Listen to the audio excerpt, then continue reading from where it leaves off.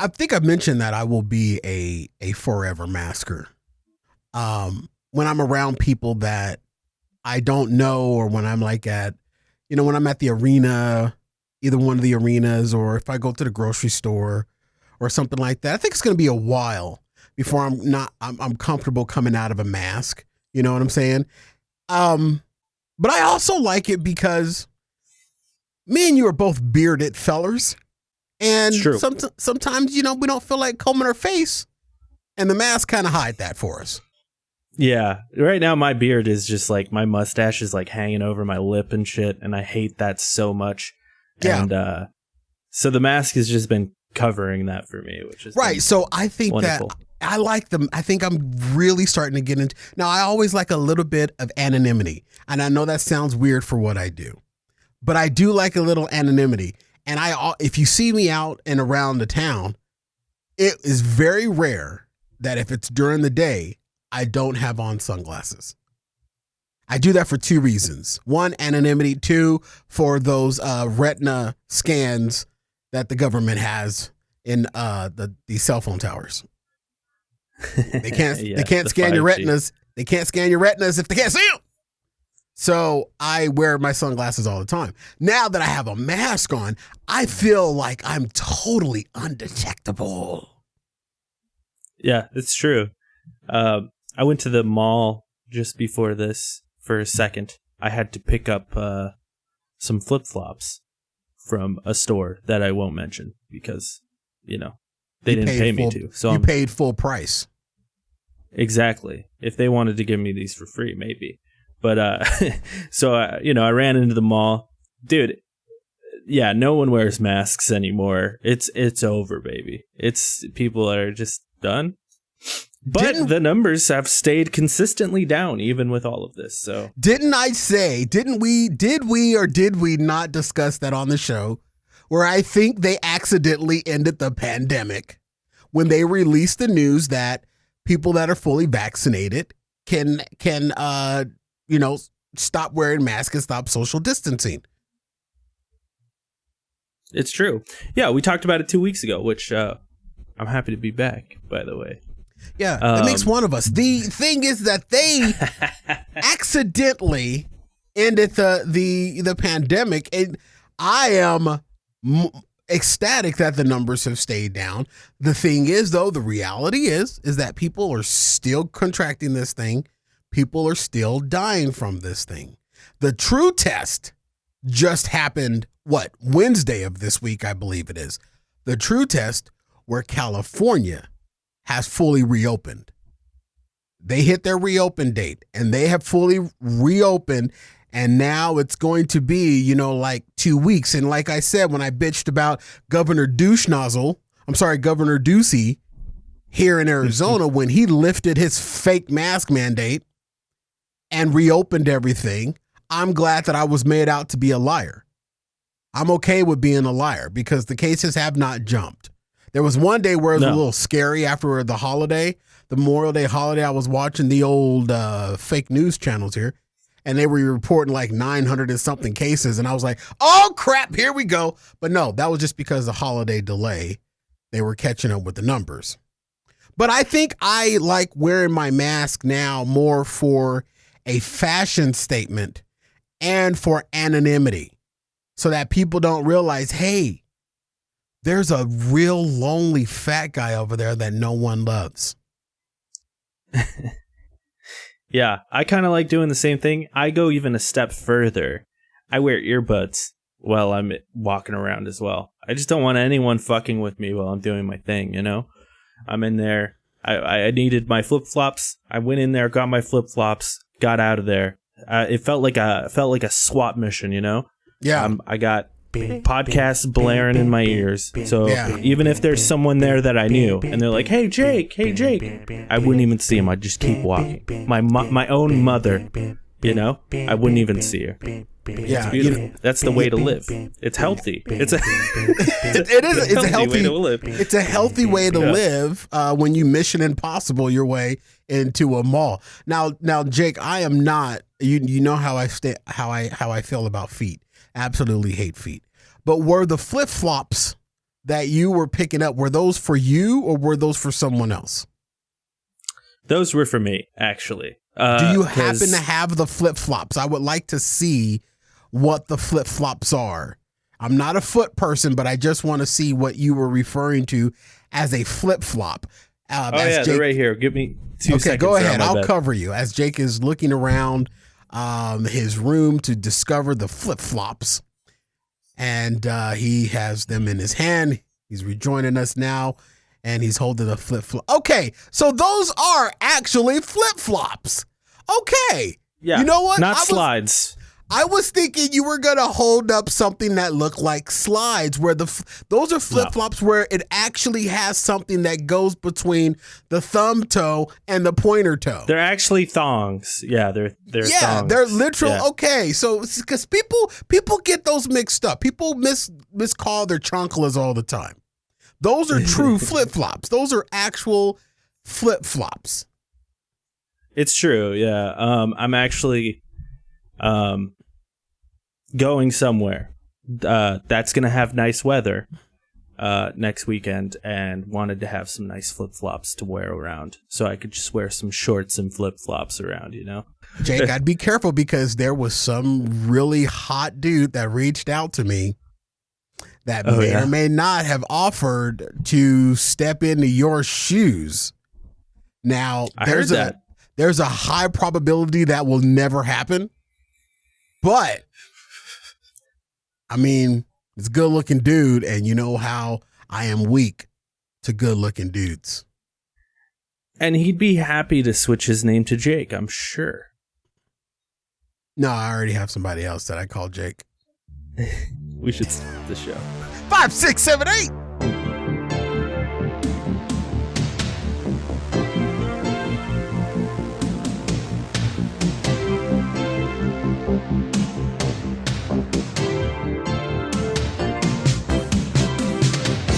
What is up, boyos? Welcome to the Jake and Cory podcast. I am Jake. That is Cory. What is up, Cory? Hey, Jake. Hey, Jake. Hey, Jake. Hey, Jake. Yeah. Mm-hmm. What's blue and smells like red paint? Blue paint. Okay. Hey, Jake. Hey, Jake. Hey, Jake. Yeah. What makes you smile?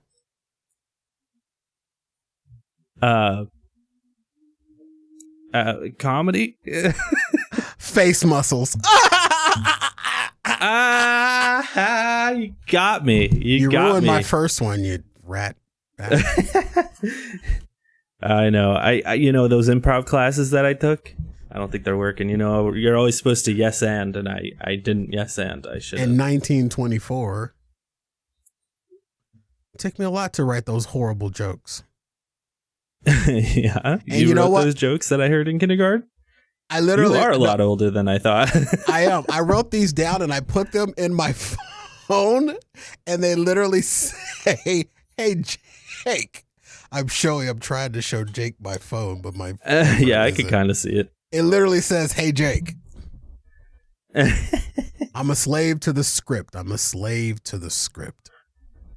You got to stick to the script, dude. And actually, in my script, it says that. It actually says stick. You got to stick to the script. Jeez, what a tongue teaser. I mean, those braces just getting in the way there.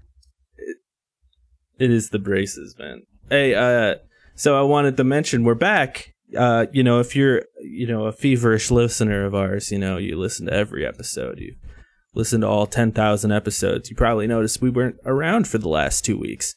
So, 2 weeks ago, personal thing. And of course, last week was E3, which everyone should go listen to our E3 coverage, which was a lot of fun. But we're back, sort of, because next week we're off again. So, it's next month. July is going to be the month of Jake and Cory. We're going to be plastered everywhere. This week is Pride, or this month is Pride Month. Next month is... That's why you don't want to do the show, because it's Pride Month. That's why. What does that mean? That means that you don't want to do the show because it's Pride Month. That's the only reason that I can... For the record, folks, None of this is my fault. It's true. It's true. But I will also go on record that I do not fight Jake to reschedule the show. So I will take that mark. It's true. It's true. It's fine. We're here. We're doing it. We'll be back when I'm back. You know, it's all good. It's all good. I'm even missing the Loner Gamecast next week, which is depressing. But we're still gonna have one. That hurts. That cuts to the quick. That cuts to the quick. Oh, it hurts you to miss the Loner Gamecast. But Jake and Cory, we're just not gonna be here. Thanks, Jake. Value me. Well, it hurts. Let me explain. The reason it hurts me is because they're going to be doing the show without me. We've got someone filling in for me. And, it just makes me sad that I won't be there. Me and you, we'll catch up. It's all good. Yeah. If it doesn't. If it happens, it happens. If it doesn't, it doesn't. I also think right now, Jake, we're on a huge delay. Back in. I think it's working. Are you sure it's working? I think so. Are you sure? Yes. Are you? Yes. Okay. Okay. That was a good test. Those fucking pregnant pauses are killing the timing. I know, dude. It was rough. I keep stepping on you, and we have better timing than that. Yeah. So you don't care about the Jake and Cory show, but it hurts you when you can't do the Lonercast.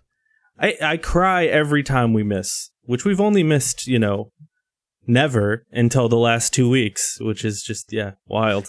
Is it because you're the co-host on there is prettier than I? Is that what it is? No. I think that's what it is.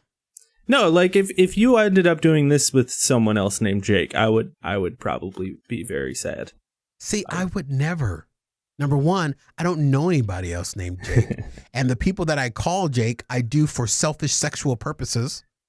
That's fair. Yeah, that's totally fair. And and I have a rule in my life that I can only have friends with, one name. Now that rule was a little broken by my little brother. My little brother's name is Daniel.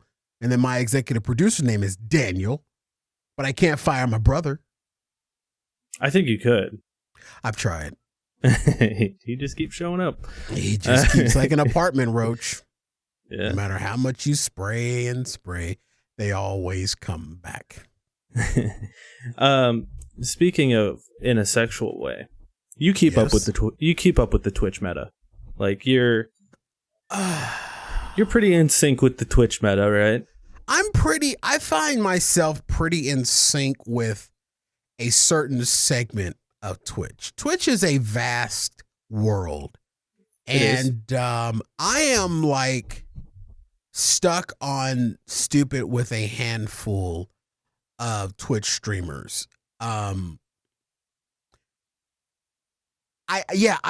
it's not GTA roleplay right now, I'm not really into what's going on. But I find myself, and I was going to bring this up on the show, I find myself getting really pissed off at some of these streamers. Please elaborate. Well, okay. So one of my favorite streamers, Benny Streams.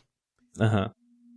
His normal role play is very attractive to me. He doesn't have to fill every moment with words. He allows the role play to develop around him, and he interacts with it. Well, the storyline with his character Santi in GTA 5, he's fallen in love with racing. And he's racing everybody else's cars, and I'm talking about the character that Benny Stream plays in GTA 5. He's using everybody else's car in Los Santos to race, and he's begging them to use his car. But Santi is also sitting on over $200,000 in marked bills that he needs to clean. And he also has a job that pays him more than enough money at the burger shop if he just worked the shifts to get his negative bank account out of the rears so he could put his cleaned money into his bank so he can go get himself a racing car.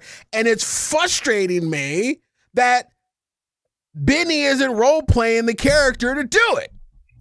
So we have this character that's just running around Los Santos begging people. There was a scene that happened a couple of days ago where Santi's inside the upgrade auto shop, and everybody else, all of his other friends, are upgrading their racing cars, and he's like, man, I wish I had a racing car to be able to upgrade. And I'm screaming at my computer, go clean your money, you son of a bitch! Go clean your money, and you can have a racing car.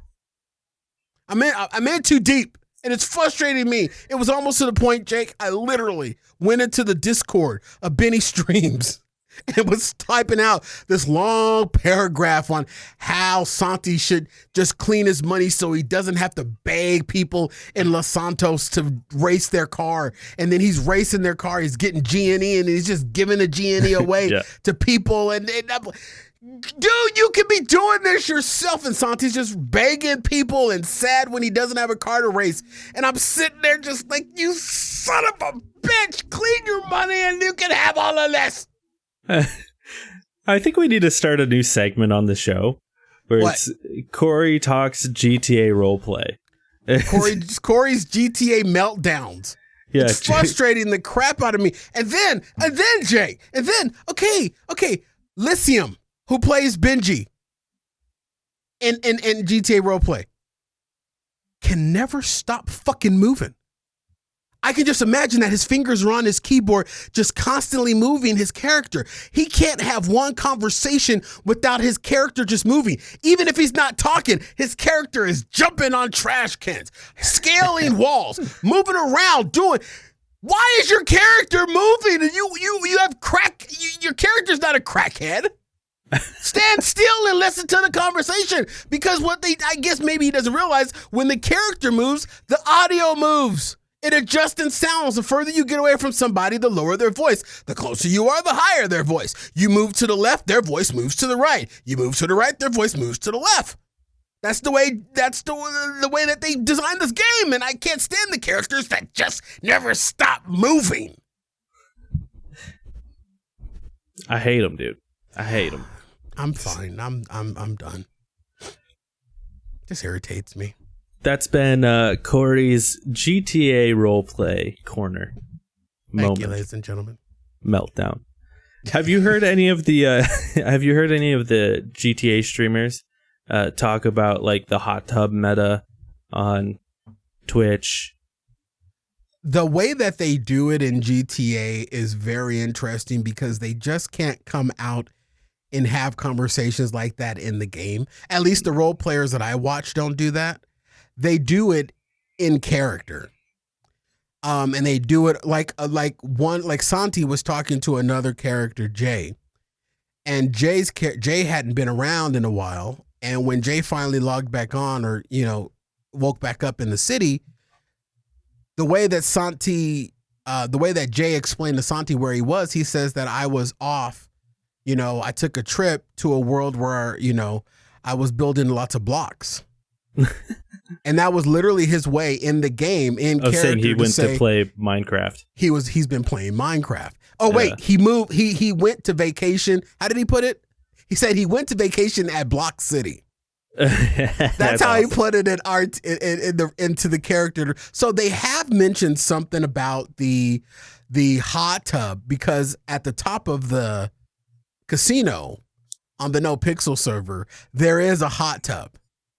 And so there was a couple of role play scenes that happened up there that was hinting at the fact that about what Twitch has been, what's been going on with Twitch and the hot tub.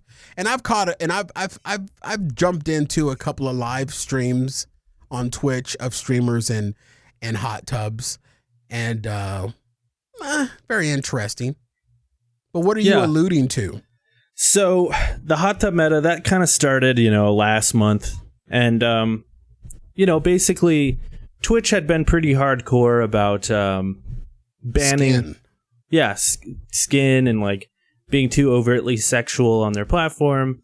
The one loop around was, you can wear a swimsuit when you're in a hot tub or a swimming pool, and they can't discriminate, because if a guy can, be in his swim trunks, girl can be in a bikini or whatever. So what streamers had found was, hey, if I dress in this, sexy bikini in a hot tub, which is really just a blow up pool in my living room. Yeah. I can, stream this way. And it blew up. Twitch didn't really push back at all because they actually probably noticed the huge numbers that they were getting because of these streams. Mm-hmm. And they're like, well, let's let it be. And the way we'll solve it is we'll create a new hot tub category. So if you want to go there, you have to go to the hot tub category. I think most of these streamers mark their page as 18 plus. Yeah. So honestly, like, I have zero issue with it. If that's how they're going to do it, it's a separate category. You have to be 18 plus to see it. Great. A lot of people had some issues with it because they're worried that Twitch is going to turn into a cam site. And I think that's just like ridiculous. We're not seeing areolas. People aren't like spreading open their, vagines, exposing their balls or whatever. I have no issue with it. And now that the new meta, the new struggle that's been going on Twitch, where a lot of the Twitch streamers are upset, is that girls are doing ASMR and, just making it very sexualized ASMR. Yeah. And one of the streamers, I don't even remember who it was, but this was blowing up on Twitter, was like farting in the mic, and like, I guess that's like a kink for people or whatever. And people are upset. People are saying like Twitch should pull this stuff down. And my stance on it is let them do that. I don't know. It's obviously like, don't let people get naked. We don't need naked people on that on the platform, because that is how it turns into a cam site. But as far as like girls looking sexy, farting in a mic, I think that's okay. Like, I think if you're able to see this sort of stuff on basic cable, it should be allowed on Twitch, right? Like, you can go on the E network and watch, Girls Next Door where they're naked, but it's blurred out and it's fine, right? And like, I think as long as you're following that sort of guideline, I think it's fine. Especially with like the kinds of games that people play on stream where they're just like grotesquely violent, which I play those games too, so God bless. But like, if we can have that stuff on Twitch, we can have girls looking pretty on Twitch as well. I really don't see an issue with it at all. I don't think that this is a real issue to begin with, honestly, because when you were saying this, the first person I thought about was Adept the Best, which she plays Mariposa in Grand Theft Auto role play. But the reason why I bring her up is that she is also the girlfriend, the live-in girlfriend of one of the largest streamers on Twitch, XQC. Adept, prior to her Grand Theft Auto play, cleavage for days. Yeah. On her cam. Girls are damn near everything but areola on their cam. So even before this whole hot tub bullshit, there were still girls that were out there just jacking them up for the cam. Yeah. So I don't even know why this even became an issue. Twitch may have had this policy there, but it was clearly not being enforced with everybody, but maybe the uggos. You know what I'm saying? Yeah. Adept the Best is not a big streamer, but she's tied to a very big streamer. But when you see Adept on her stream, she's prettied them up. The girls are out there. So all the girls and a lot of popular female streamers on the Twitch platform that I've encountered have the sexuality just turned up, because quite honestly, I don't know many dudes that just want to sit around and watch a chick just play video games. Well, I think you're going to sit there and look at her because she's a fucking piece of candy. Well, I don't even think that's totally fair either. Because like, I think a girl can go on there and Twitch stream just like the boys, and that's totally fine. But if you go and look at the popular Twitch streamers and you break it down by sex, the ones that are kicking up the sexuality are the ones that are succeeding more. Well, and that's why Twitch isn't pulling any of them down. Like a big one is Amaranth, which people just, they love Amaranth, which, she does the ASMR stuff. She does the hot tub streams. Is she doing it? Is her cleavage out and stuff like that when she's doing it? Oh yeah, So that's what I'm saying. That makes the hot tub bullshit crazy. But it's stupid. It's ludicrous. Well, and that's I think it's fine. Like, be sexy. And if you're a streamer and you happen to have some big tatas, go ahead and show them off. Just like if you're a big muscular man and you wear your what's tank it called? Top. Like a tank top. I think it's the same sort of thing. A lot of streamers wear tank tops, right? Like, yeah. And that's fine. But dude, I've even heard streamer Greek God X say that he received like a 3-day ban because he was doing a workout stream shirtless. Yeah. And I guess somebody reported it because and this was off of his Twitter, because his junk was flopping while he was doing jumping jacks. Yeah. And somebody reported him, and that was a 3-day ban from Twitch for that. He also was permabanned off of the NoPixel server because while he was playing his character Tay-Tay, he was streaming shirtless, and somehow that caught the eye of the NoPixel admin, and he was permabanned. Not permabanned like XQC is permabanned, but permabanned where he can no longer get. I mean, XQC gets permabanned like every other freaking day, and they let him back in. Well, but I think that there's always been a high level of sexual presentations on the Twitch platform, in my eyes. And, just like in media in general, right? Like, everyone, Brad Pitt is a great actor, but he's also a beautiful man if we want to go the man direction. And then, the same could go for a bunch of different actresses. Why do you think this show was so popular? You're the sex symbol of this show. We've got Nick. Brains. We've got Nick on the Lonercast channel. That's why it's blowing up, But yeah, and that was going to be my next point, is like the only issue I have with Twitch, I have no issues with the streamers, first and foremost. No problem with them at all. Yeah. Grind it out. I got a problem with XQC, but that's because he's a fucking idiot. That's neither here nor there. But I will say Twitch needs to be more consistent though. So if they're going to allow like girls to do that stuff, they need to allow Greek God X to have his flapping junk, as long as it's not straight up dick out. I don't see an issue. Just like you could have that on Comedy Central, no problem. Now for the platform, I agree. We don't want areolas, and we don't want sack and balls or twig and berries. Yeah, but for a platform, because we don't want it to turn into a cam site, right? But personally, I wouldn't mind that. I mean, there are some streamers that I wouldn't mind that I go into their about profile and look to see if they have an OF anywhere in there, and then a lot of them do, and that's fine too. Yeah, they do. I can't tell you how many OnlyFans profiles I've subscribed to from finding them on Twitch.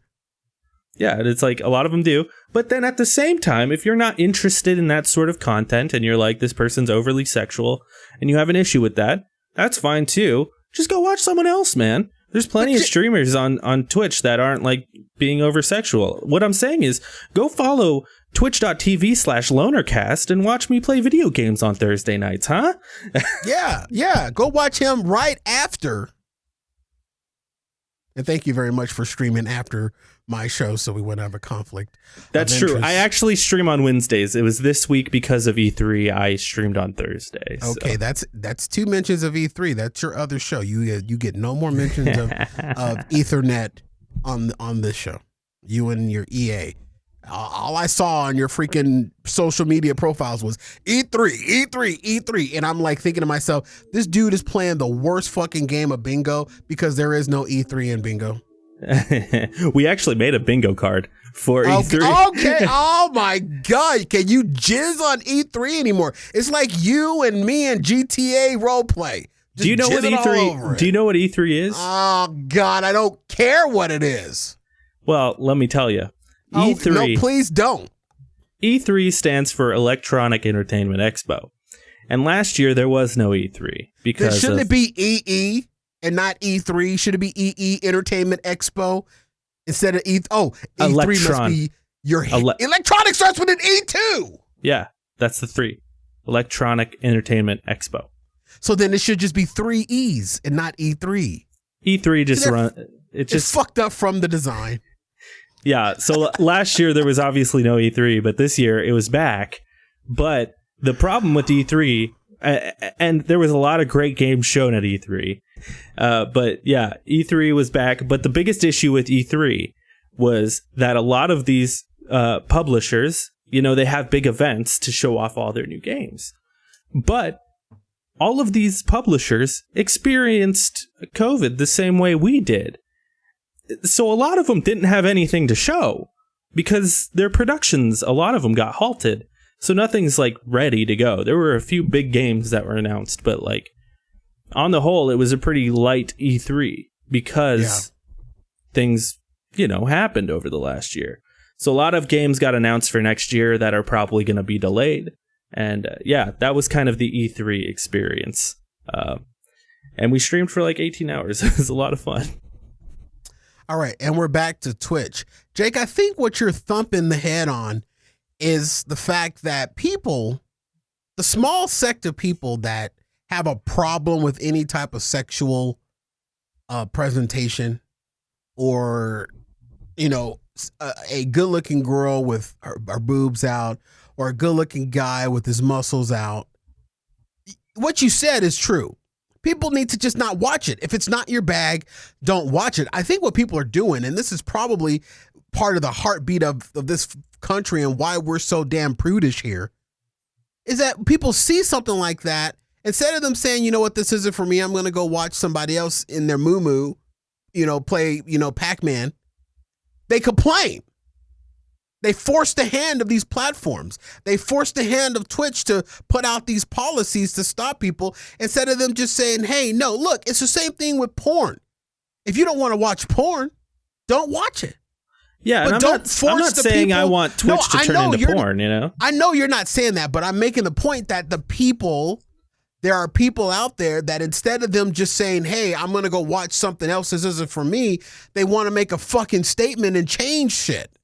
And so that it ruins the fun for some of us that know how to adult and watch these type of things and just recognize the beauty that's in front of us and not fucking look at it like it's a fucking creep fest. You know what I think a lot of it is, especially the outrage on Twitter? Ugly, fat housefrau women at home that their husbands don't dick them down anymore, so they're angry? What I think it is a lot of Twitch streamers, dudes, that stream regularly, and they're upset that they're not getting all the views, and they're upset that they don't have tits to expose, and they're like, this isn't fair. Why they need to rip their shirts off, or they need to wear something tighter. Well, and it's like, well, sorry you don't have boobs, man. Maybe you should find a different career or something. I don't know. Maybe this isn't for you, man. There was a dude that I was watching his hot tub stream. I don't even know who he is. He popped up, when you sign into Twitch, it shows who's live. And it just kind of popped up, and dude was in the fucking hot tub in his living room. And he had digitized anime characters in the hot tub with him. And he was in a hot tub, and his whole thing is that he kept changing his swim trunks. And about 4 hours into his stream, he was in Speedos. But he was within policy because he was in a hot tub. Yeah. And those were and dude was sitting there with, 98,000 people streaming this show. And his freaking sub button going on. So dudes, I understand and it's probably the fat dudes that look like me that want to get a lot of stream views, but they don't want to run their webcam. You know what I mean? Because they know they're uggo. Look, bruh. Look, it's with everything. It's everything. Sex fucking sells. Why do you think I have my little brother on my show? Because he thinks with his fucking head in his pants before he does with the one on his shoulders. What do you think I got DT around? Because he's a fucking sex symbol. And people watch it for the sex symbol. They're not watching it to get off on me. Sex sells. So if Twitchers that are fat, hairy, and lonely are mad because a girl has tits and she's got more fucking views, you need to amp it up a little bit. Get a little cartoon character that's a little sexier or something. Sex sells. Push the envelope. But also, like, if you don't want to do that, you don't have to do that. There's plenty of streamers that are out there that don't do the sex. XQC doesn't really do sexy that much. XQC doesn't really do sexy, but XQC is also a good looking dude minus his humongous nose. But that's what I'm saying is, like, you could be good looking and not be like a sexy streamer and just happen to. And you could also be like an ugly dude and make it as long as you're interesting. But like you don't deserve views just because you're streaming. I can attest from personal experience. I stream all the time. I get no views, but I'm not mad about it. I know I'm uninteresting. Like Blastoise. Blastoise is a streamer on the Twitch platform. Blastoise is a good looking dude. Yeah. He's a really good looking dude. He's a 1K Andy. And that's only if somebody raids him with 1K. Other than that, he's pulling down 200-300 people at the most. But he's a good looking dude and he's a 1K Andy on average. You know what I mean? And it just works that way. My favorite streamer, Benny Streams. He's not a very good looking dude. He rarely turns on his webcam. He's also a 1K Andy. Yeah. You know, he hovers around that 1,500 sub a month thing. And for him, that's good enough. Yeah, but then there's people like Sips who is just like pure dad energy. He's not like a handsome looking dude at all. Just a normal looking guy. But he's just really funny. And he is more than a 1K Andy, you know? He's pulling in some big numbers sometimes. There's another streamer, Whippy. A Whippy. He plays a character in GTA. Can't stand him. He's annoying to me. But he's a 5K Andy, and he's not that good of a looking dude. But he's fucking engaging. He has this amazing Australian accent. It's fucking killer. And then there was another character, Mr. K, who's one of the biggest mobsters in GTA. And he has this voice where he talks like an old mobster, and he does that for this and that. And I finally found the Twitch streamer who twitches this guy who plays this Italian mafia guy. He's a fucking 6'2" white dude from Connecticut. My jaw hit the ground when I found out this was a guy. So it's hit and miss. You know what I mean? You can amp it up with the sexuality, or you can amp it up with your skills and your content. One or the other. But just don't bitch. Just keep fucking grinding, bruh. Yeah. Something will fucking twitch. Something will twitch for you eventually. Just keep fucking grinding. Yeah, unless you're Jake. Don't take it out on the streamers, man. Like they're just grinding it out just like you. They just happen to find an audience. Platform. Don't take it out on the platform. Stop fucking changing these bylaws and forcing the hands of these platforms because you're fucking unhappy. It goes for Twitch streamers that are unhappy and they want more views, and that goes for the fucking people that are intimidated or feel a stirring in their nether regions when they watch some chick that's on there with her fucking boobs out.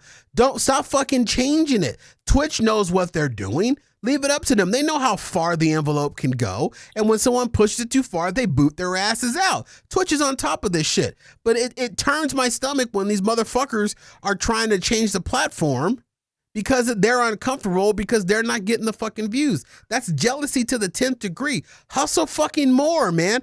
I got a fucking show, fucking podcast. Jake has fucking 18 podcasts in the row, and none of them are pulling down what, you know, the Michael Mayer show is pulling down or what Adam Carolla is pulling down. But that doesn't fucking mean we're going to go to those platforms and try to change up iTunes and Spotify and iHeart so we can get more of the market. Fuck no, we're going to keep grinding to get that fucking market. Well, you know what? Twitch reminds me of what the radio market was back in like the 80s, right? And then what happened? There was a guy that came out there and he's like, fuck censorship, man. We're gonna fight censorship. And his name was Howard Stern. And, you know, I think it's just a matter of time before we get like a Howard Stern type person on Twitch where they're just like, fuck censorships. And these guys are going to get all the eyes. But this also doesn't mean you have to be overtly sexual if you don't want to be.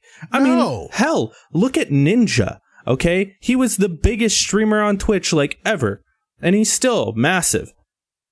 That dude's not sexual at all, you know? Like that's he's not good looking though. That's fine, you know? You just want to stare at him, kind of like when I do this show. Just want to stare at him, you know? Yeah. Just awkwardly stare at him, hoping that, you know, he'll go to the bathroom and he'll be wearing gray sweatpants. You know what I mean? He could. There's another thing that non-intentional sexual flair to a stream. Right. Like a dude that's wearing gray sweatpants and gets up and goes to the bathroom and he doesn't go to an intermission screen, he leaves his camera on. Right. Or, you know, just a girl who happens to have big boobs, but isn't trying to be sexual. She's just has big boobs, you know? And she drops something. Not even then. Sometimes you just wear a shirt and it's like, she's a pretty lady, you know? She's got some nice kanzankas. Yeah. You know what I'm saying? But she can't control that. You know? No, she can't control that. So there is that unintentional sexual flavor that is awarding to some people. You know, I think it's just people just gotta fucking get over themselves. They gotta get over themselves. You gotta find a way, man. I got a face for radio. You know what I'm saying? So what do I fucking do? I do radio. You know what I mean? I've been in movies and shit like that, but I'm not. You know, that's to a very certain audience, even though there are some weird people out there that want me to start an OnlyFans page and want to watch me eat, which is weird, kind of creepy. But, you know, hey, if times get really hard at my network, you know, brother may have to start up that old OnlyFans. You know what I'm saying? But nevertheless, dude, sex is sex. I'm on the outside looking in, Jake. I'm one of the weirdos. I'm one of the weirdos. I'm the voyeur. I don't care. If someone wants to Twitch stream while they're fucking stark ass naked, I don't give a shit. Right. I'm going to watch. I'm going to look. I'm a dude where if you're going to show it, I'm going to look. As long as they have an 18 plus button, I don't give a fuck. Right. You know? And this stuff isn't like promoted to children, you know, on Twitch or whatever. Like, I don't give a shit. But a lot of fucking Twitch kids, a lot of kids in Twitch. Yeah, but like if there's an 18 plus button, I mean, that's more on the parents than the streamers. Well, Jake, you know what? That brings me to something that I was going to bring up to you on this show if we do have the time. We do. That 18 plus thing where you said it's on the parents. Yeah. This past week, I was running low on e-juice.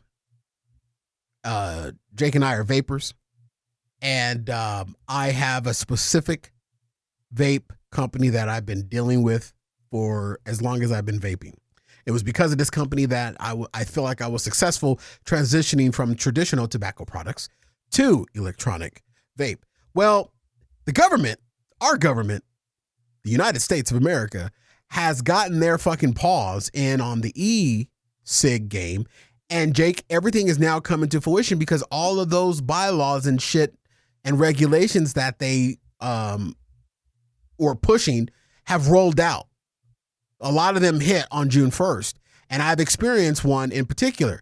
I can no longer go to the company that I order my e-liquid from, go to their website, sign into my account, order what I want, click ship, it bills my credit card, and it arrives at my house 3 or 5 days later. That's no longer possible due to the new government regulations. Now, I have to go to the website, click through to another third-party website, put in my social security number, or fax in a copy of my, or scan and upload a copy of my ID to order e-liquid. But it doesn't stop there, Jake. For it to ship to my house, I have to show my ID to the UPS guy at the door before he will release the package. I talked to when I saw all of this, because I had to re-up on my e-liquid. I have to re-up like every 3 months. You know, that's how long mine lasts. Yeah. I saw all this on the website and I said, fuck this, I'm not doing this. Are you crazy? This e-signature verify process that you have to go through. So I decided to go up to the vape store that I know carries my brand of e-liquid. You know, I put on my hazmat suit, my 4 mask, my dark sunglasses, my goggles, my oxygen tank, and I went into a public space. And I'm talking to these guys, and the guy broke down what they have to go through now just to get e-liquid delivered to their store. Merchant ID verification and all this other shit. And all of this comes back to what you said. Parents. The government put all these fucking regulations in place for e-liquid because kids were getting access to e-cigs. And I looked at the guy and the guy at the vape shop that I go to. We agreed. It came down to the fact that people can't control their kids. You know what I'm saying? I think that it's because also the government can't find a way to make a lot of money off of this e-juice. They got the tobacco companies are making e-liquids. So that's their way in, but I guess it's not as lucrative as they thought it was going to be. But it's absolutely crazy, the process that you have to go through because people can't control their kids. When I was a kid, I got caught with a cigarette that I took from my dad's pack. Caught with a cigarette outside the back of my dad's restaurant. Was smoking in the alley, Jake. Smoking in the alley. When my dad found me smoking in the alley, you know what he did? He beat my ass. He didn't stop me, but he still beat my ass because I was a kid. And so now it seems like we have to lean on the fucking government to stop our kids from doing shit that parents should be, put the fear of God in your kid to not do. I don't do drugs because my parents put the fear of God in me to do drugs. So it's the same fucking thing.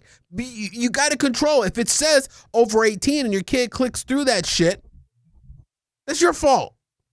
Not the platform's fault. Now, not only this, Jake. Not only do I have to go through hell and high water to get e-liquid now. There's something else that I was thinking about today.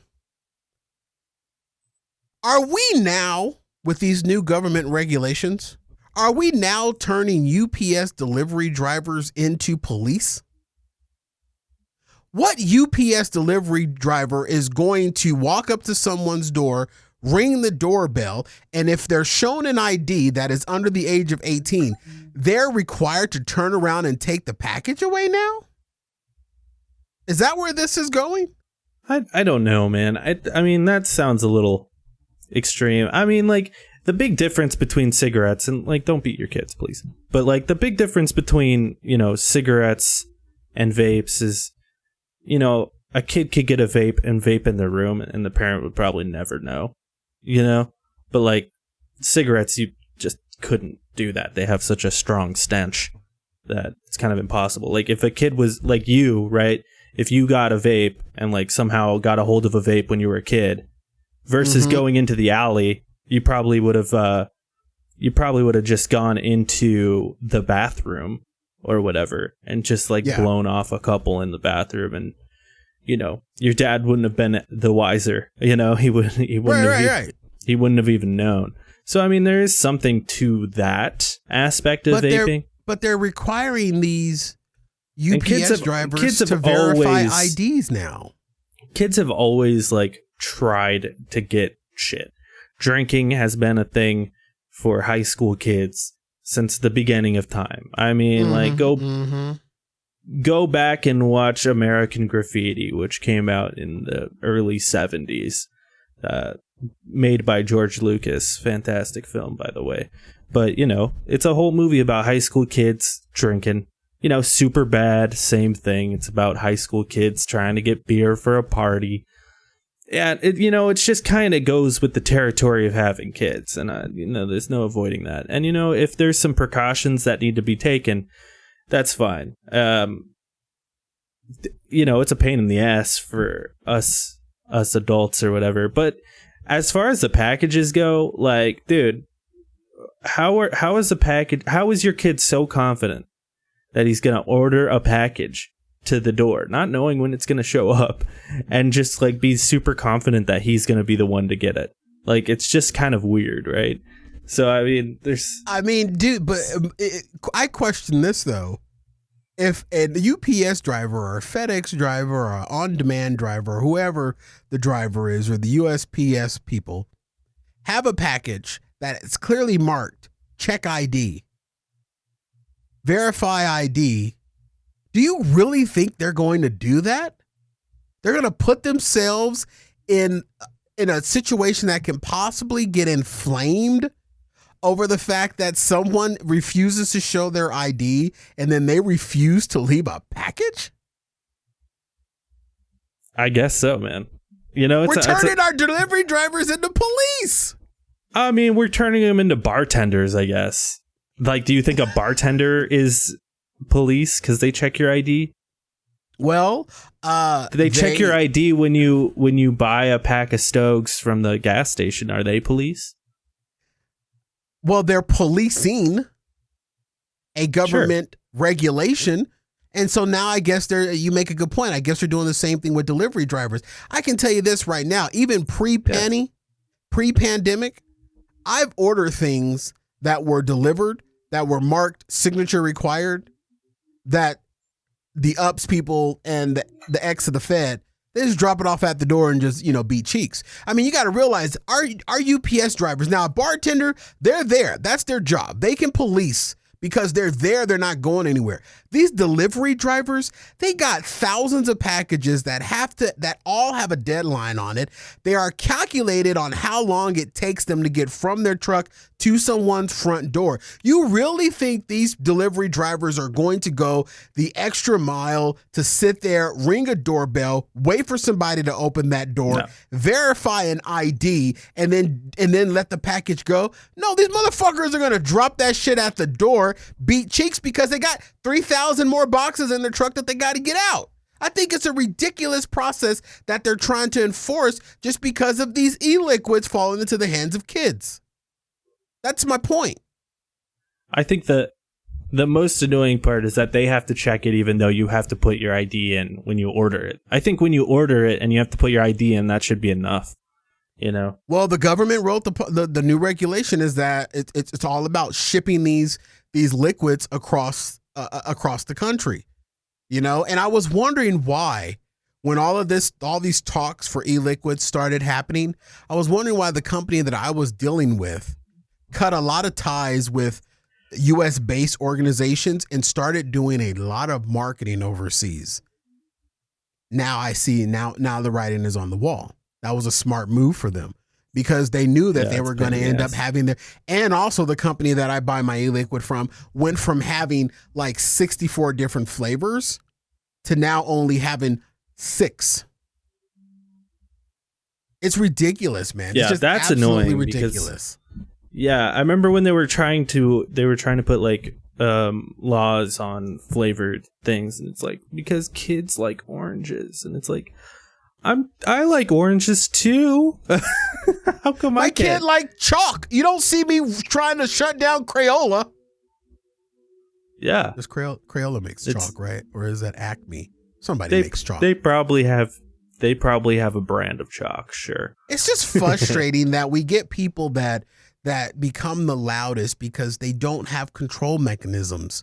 They don't want to enforce the rules, so they have to go out and create these blanket rules that affect thousands and thousands of people over a very small number of people that, can't control their household or their children. And if you really want to call a spade, Juul, the e-cig Juul, was the one that was the most used in teenagers and people under the age of 18. And folks, if you dig down into Juul is owned by Marlboro. Marlboro is a tobacco company. You know what I'm saying? So it's not Marlboro's fault. It's not Juul's fault. It's just that, you got I think it's a parenting issue from my eyes. I think it is Marlboro's fault, because they did do some marketing. Because I think Marlboro is the one that's I think they're trying to change the laws because they want people to buy cigarettes and not vapes, probably because cigarettes are way cheaper to make than a vape. You know what I mean? That's very true too. So we're getting hit from two sides. We're getting hit from a side of the market that can't control their kids, and we're getting hit from the side of the market from tobacco who can't seem to fucking, control themselves, or they want to, to top out the market because e-cig sales are dropping. Just a huge pivot here. Sure. Did you ever hear the show iCarly? Mm-hmm. So, iCarly, which was a Nickelodeon show back in like the mid to late 2000s, the aughts, it just got a new season, and like the new first episode just dropped on Paramount Plus. Isn't everybody like 40 now? And that's the thing. It's the same cast, minus one of the people that was like a main cast, but it's the same cast. Miranda Cosgrove, those guys. But like they're appealing to the same audience that was watching it back then. So like now it's iCarly again. And like in the show, the show is about a girl who has an internet talk show. And that was like really topical back in like 2007, with YouTube blowing up and stuff. But now it's back, and she's like rebooting her online show in this show. But now, instead of it being a Nickelodeon show, they're like, we're going to get drunk, and like, we're going to, and they're like cussing a little bit, and like, it's kind of strange. And I guess people are really liking it. I haven't watched it because I refuse to subscribe to Paramount Plus.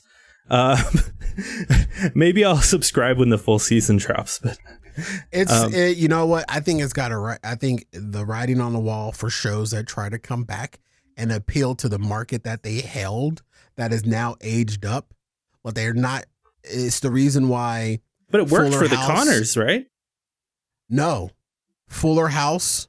Well, Fuller House had like 3 seasons, which is a pretty decent run. Yeah, it's not a 9-season run, but the Connors, when Roseanne returned, and then it went down. It's like the number one show. Yeah, it went down in a ball of flames with Roseanne's tweet. And I, for the life of me, Jake, I still to this day go to sleep every night watching old Roseanne.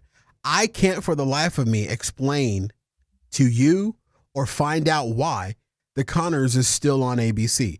That show sucks donkey hairs. It is wretchedly horrible. Sarah Gilbert is not funny. Sarah Gilbert is not drama. She's great at Leela. She's great. Sarah Gilbert is a cartoon voiceover, and she's amazing at that. But they have moved so far. She's good in Sons of Anarchy too. And they have moved so far from what Roseanne is that I'm out. I can't watch the Connors. And then when I punched out on the Connors is when they gave Dan Connor's character a new love interest in the character played by Katie Seagal. That's who I was thinking of. My bad. I can't. I refuse to see Dan Connor with anyone else but Roseanne. He is to be a widower until he's pushing up daisies. And the way that they rewrote that, and then the way, and everything, the writing for that show is just ridiculously bad and horrible. They had this gay character as this young man, and they pushed him out forward. And then when that didn't get traction, the writers pulled him back, and then they started pushing the relationship between Darlene and her other husband. But then Darlene can't get over David. It's just all fucking over the place. And and then don't forget that. Sounds like good drama to me. I don't know. That Becky went to AA or to rehab again because Aunt Jackie lied to her and said that she got drunk and Becky's baby fell between the bed and the wall. Well, obviously you're watching it, so you're part of the reason. But like we've seen so many of these. We've seen so many of these reboot shows, and they do pretty well. I mean, like for a minute, and then they die off because then the market realizes this isn't the same shit that I grew up with. Yeah, but like Will and Grace was huge, and it doesn't need to go on forever. Most of these actors are like, yeah, I hope this only goes on for 3 seasons, get a quick buck, and move on to my next project. That's kind of that's kind of the sad thing about the Connors.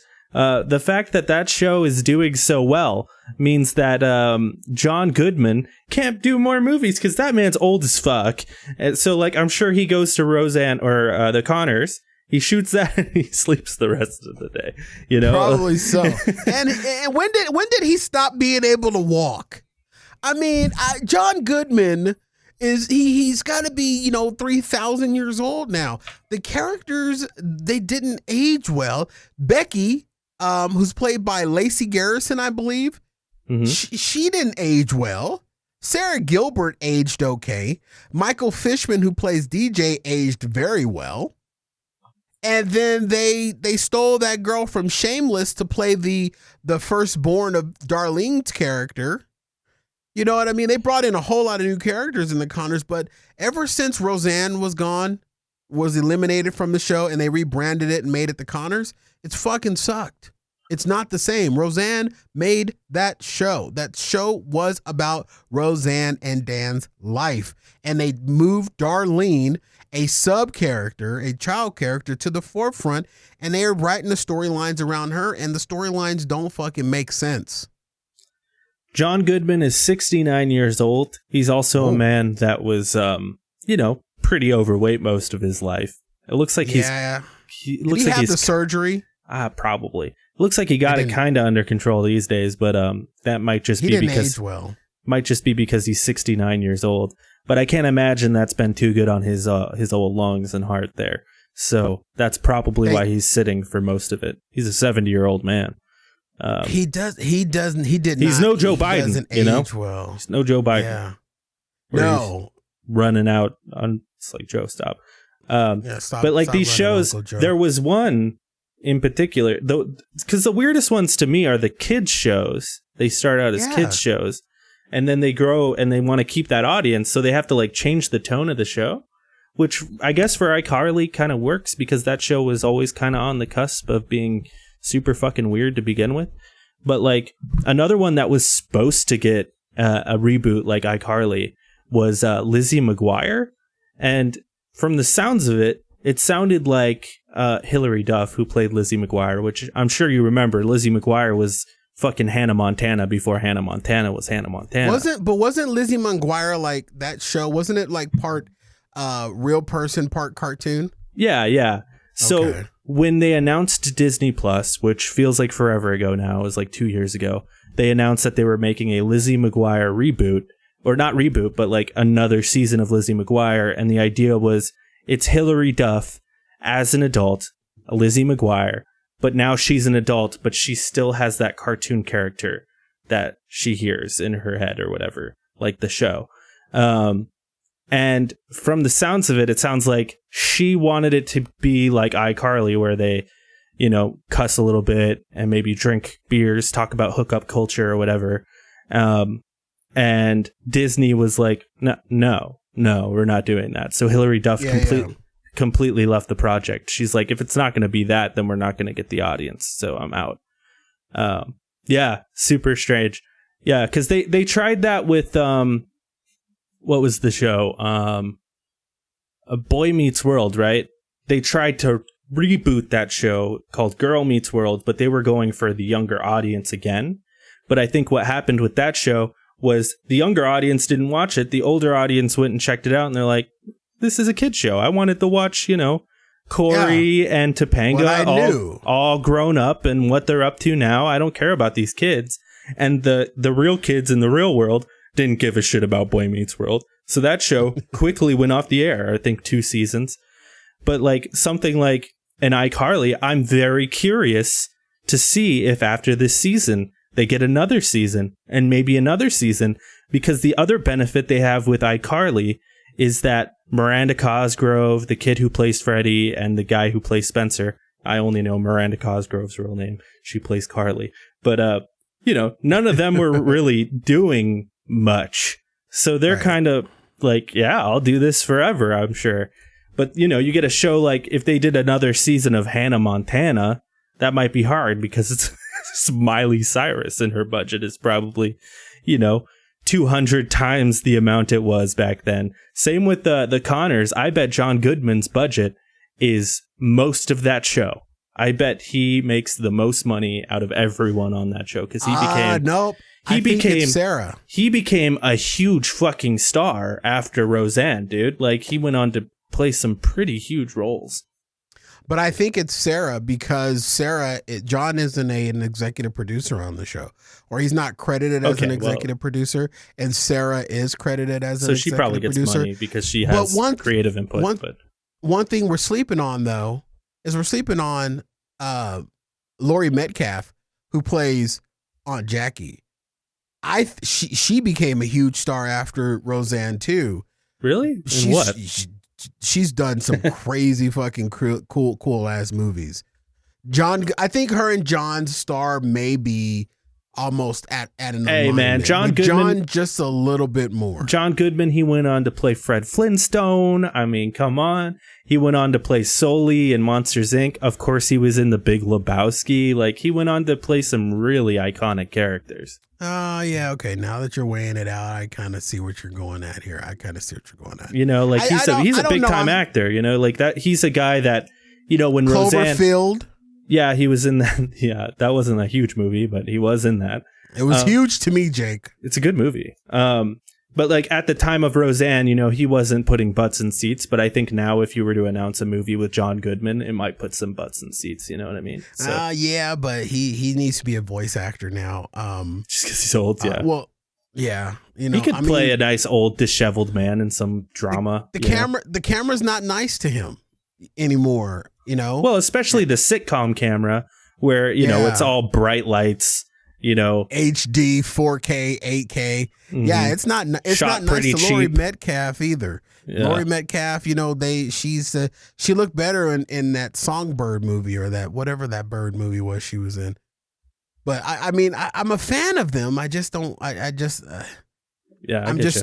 too engaged in the old version of Roseanne, and I knew it was going to be a problem when they brought it back, and they brought Dan back to life. Dan died. But another one that you mentioned was Fuller House, and that was another one. I never watched where that one. That one was for young kids. Full House. That was, you know, a family show but the primary audience was probably the youngins, and with their Netflix reboot, it seemed like they tried to keep some of that older audience, so they had some more like adult jokes in there, and yeah, I just think that concept is sort of interesting and weird, and I kind of like it. It's like the shows are growing up with us, and it's like we get to see, you know, it's like the ultimate form of character progression for these sitcoms, you know, especially since sitcoms are dying anyway. But it's also the laziness of Hollywood, where they don't want to come up with something new. True. And I think we're going to experience a lot of this for the next couple of years, because with a lot of production companies, we lost a lot of 2020 production. And what people don't realize is that a lot of stuff that would have been produced in 2020, we wouldn't have seen until 2021, first part of 2022. So we're now just starting to see it, like ABC set on a season of Holy Moly, the game show that is built by Steph Curry, an NBA player. They set on that season and they put it in the coffers because they knew they weren't going to, when they found out that they weren't going to be able, when their production was shut down for their other season because it was filming at the time that Corona hit, they set on that, and they're just barely releasing that out. Mm-hmm. So now that they're going to be able to, by the time they're able to get back into production, they'll be back on track. So I think we're going to experience a lot of these reboots and stuff just to kind of fill in the market. I have a little bit of a theory, right? So this pertains probably more to movies than television. But, you know, all throughout COVID, we didn't have like any movies. There were a few that came out, but not anything big. We're about to see like the big ones drop that they've been holding on to for forever now. Like Fast and Furious 9 is coming out. Marvel's Black Widow is coming out. And what else? James Bond is finally coming out. And those are going to still have that big bombastic budget, right? Because they were shot pre-COVID. But, you know, pre-COVID, I think a lot of these bigger studios were willing to make huge sacrifices where they're like, let's put $250 million into this Justice League movie, which turned into $300 million. And then you add in the budget of the promotion and stuff. Well, now I think, they lost a complete year of all of the revenue streams that they would have made from those movies, right? So now they may not be willing to, they're going to drop those big ones that were in the can for a while, but now they may not be willing to drop a $300 million budget because it's too risky at this point. So just like how the Saw movies came to be, and be a Saw fan or not, but like Saw was made for $1 million, little indie film. They gave them $1 million to make a movie, and it came back and made $120 million. So that's about $119 million of just pure profit. Yeah. So I think what we might end up seeing maybe in 2022 is more sort of low budget, low risk, high reward sort of movies. That's kind of my prediction for 2022, 2023. I think I like your prediction, because people are also, still adjusting and their comfort levels on going back into the theaters.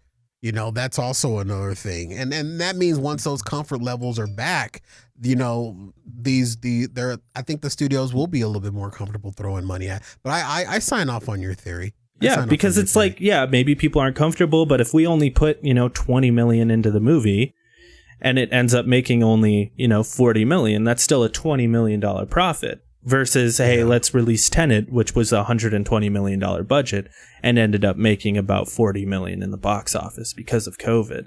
So it's like, if Tenet had only cost them, $30 million to make, which it wouldn't have, because Chris Nolan would never do that, but they might give it to some younger director who's cheaper and give it to some actors that aren't big names, and we might end up seeing some more classic franchises being built, like Star Wars.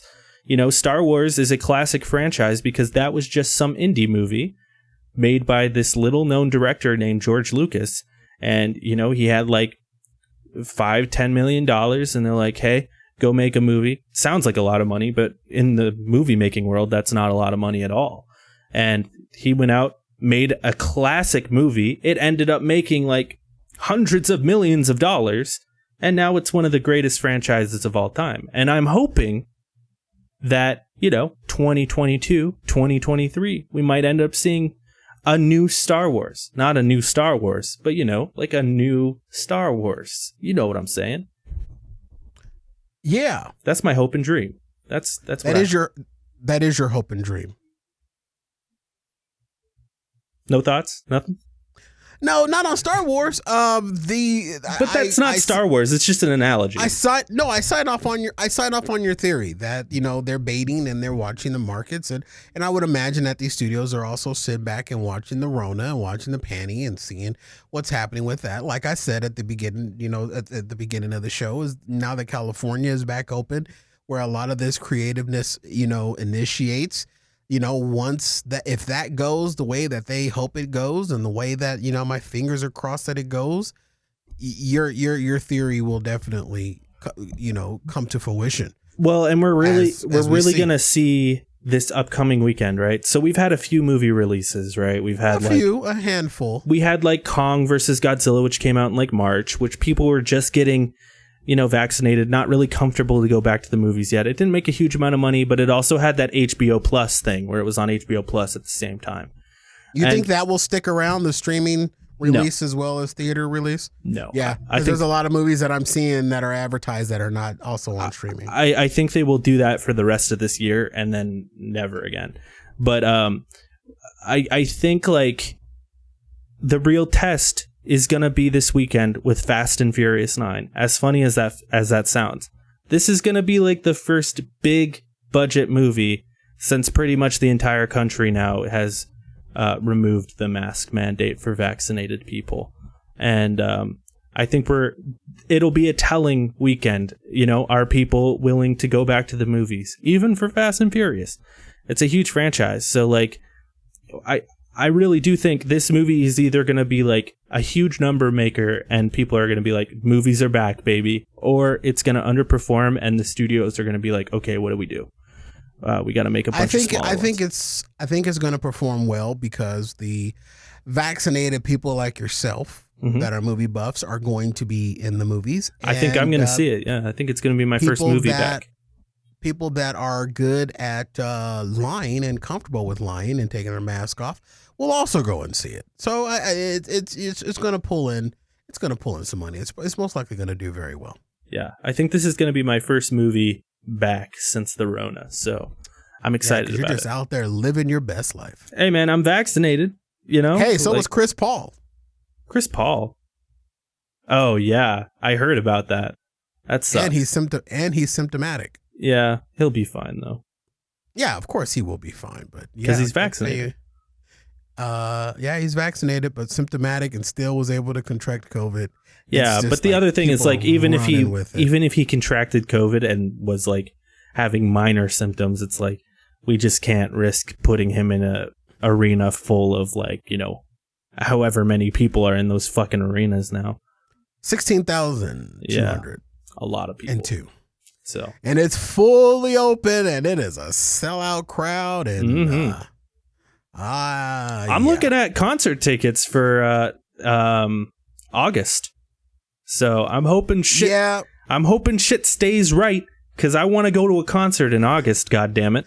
You selfish son of a monkey. You just want shit to stay right so you can go to, I'm lying because dude, there's a comedian coming in to stand up live downtown Phoenix in August and I'm thinking about going to get tickets too. The only thing is I don't have any friends that would be interested in going and seeing this, or the one friend that shares in my liking of this comedian is my co-host on my show, but he's married. So there's no fucking way she's going to let him out of the house for a guy's night out to go see a female comedian. And then another comedian friend of mine. Who's the comedian? Can you say?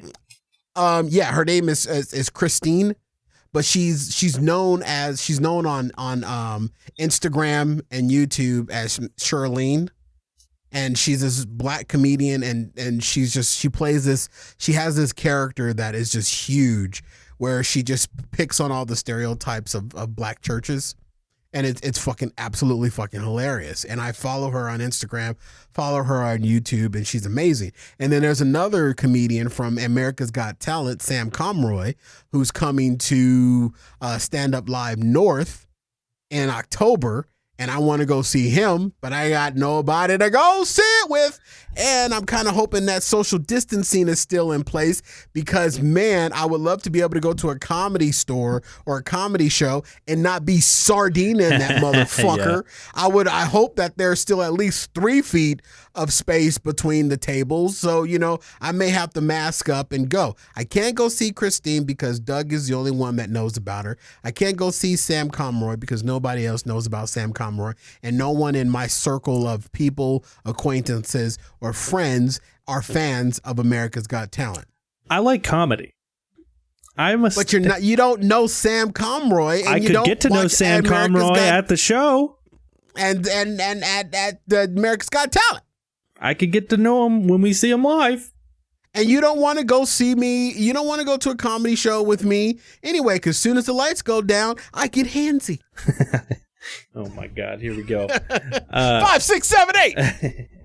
Make sure you check out all the other shows. Jake and Cory comes out live every Monday. We do the Loner Gamecast live at 3:30 every Monday. It goes everywhere else on Tuesday.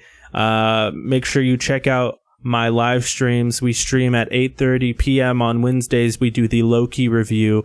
And then after that, I play some video games.